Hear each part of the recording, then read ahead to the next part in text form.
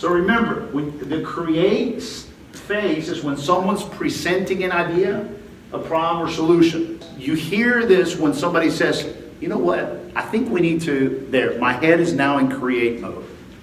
Or if I walk in and I say, hey y'all, I think we need to, see right now I'm letting you know that I'm in creative mode because I'm coming up with a solution. I'm coming up with a problem that we need to discuss. My head is all around creating, okay? Everyone's tendency is to want to go to refine. Can everybody agree with that? Your tendency, as well as mine, is to go refine other people's ideas. Whereas what needs to go is everyone needs to go to advance. And advance is where you talk about the pros and the possibilities of an idea. Andy, I'll say to you, can I throw an idea at you? Okay, I think we should consider renaming the firm. Advance that.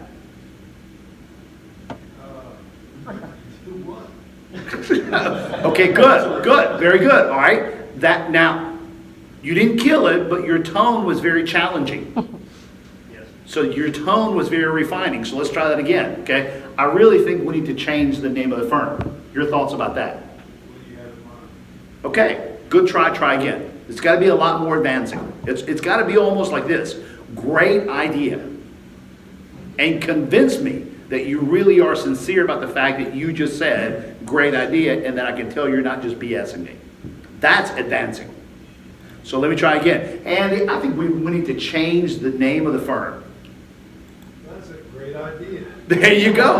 Okay. Now notice that there was a whole lot of insincerity around that. Would y'all not agree? Yeah. But he's trying. You see the difference? You see the difference between the first answer, the second answer, the third answer? That's learning how to advance something that you know you're going to kill in about 90 seconds or in about 2 minutes, but you're giving the idea a chance to see what may come out. Yes, sir? Can you advance without lying? In other words, instead of saying that's a great idea, which he clearly is never going to be able to say convincingly, can he say, that's a really interesting idea? If you can say that sincerely, yes. Most of the time, most people, in my experience, it's that word interesting. They can't seem to get really excited around something interesting because we're used to saying, that's interesting. So it's so loaded already with the way we say it to each other that when we are trying to say it sincerely, it's tough. Okay. But if you can say it, great. I don't think it's lying if you and I both know that we have this tool called the Z model, okay? And that we're all saying great idea because it's a tool to help us get to collaboration. We're not playing games. I'm not lying to you, but I'm letting you know that I'm honestly listening. So you have to pre-plan that this is our decision-making tool, so that when he hears great idea, he knows I'm saying it, but we're gonna talk about it anyway. Yes. Okay. It's hilarious how many times with my team members and colleagues, they'll throw an idea out, we throw ideas to each other, and we'll all say, that's a great idea. And somebody will say, he's gonna kill it in about 2 minutes. And I'll say, no, in about 3 minutes, but I'm in between now and then, I am really honestly gonna hear you. Because I want to honestly try to be convinced the fact that you might have an awesome reason why that I haven't heard yet. Or that you're going to say something that I've heard already that now I get why we ought to do that. You see what I'm saying? So being humble to the fact that you're going to listen. So it's not lying, as long as we're all in agreement that this is how we're going to play this game called decision making. So about 2 weeks ago, I put a blog out that said, helping your team members think better.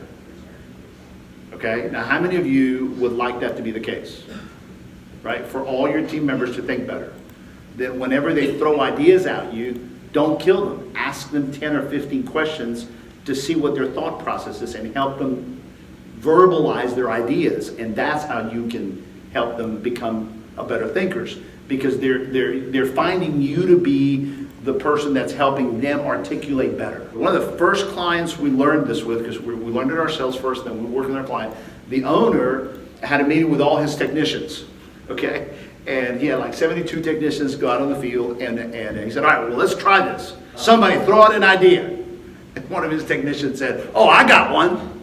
He said, we can make a lot of money a lot of money if we take all of our vans and wrap them with information about our company like billboards. And he said, and the owner said, that is never going to happen.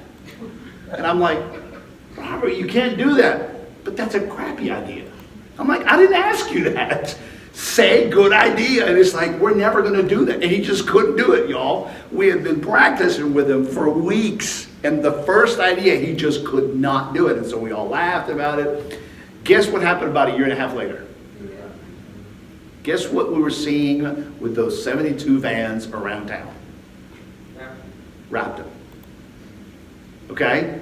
Because that idea was left on the agenda and it was seriously discussed, and he said, all right, fine, I'm going to learn how to do this. I want a good discussion. I'll advance it. And when he started advancing it, everyone was willing to contribute, and he heard stuff he hadn't heard before, where he had already killed that idea many times in the years of the company. Okay, and it was really good to see him go through that evolution process of his thought, of his decision making, and he realized, man, I just got to keep my mouth quiet more often. Okay, so that's a little bit of example of how it works, but also to show you it's hard. Okay, the tendency for everybody is to want to stay in one of these only. For example, your introverts do not like to go to 1 and 2. Okay, introverts don't like 1 and 2. Extroverts don't like 3. Make sense?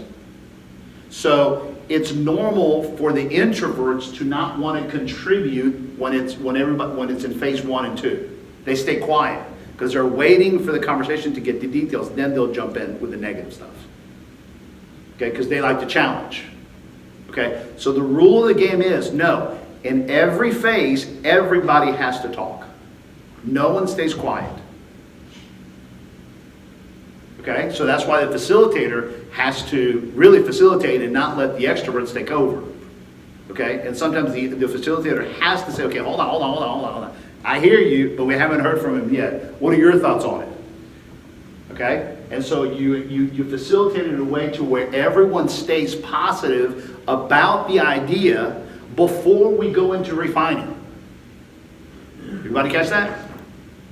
Okay, when you go from advancing to refining, somebody has to say something like this. All right, can we move on?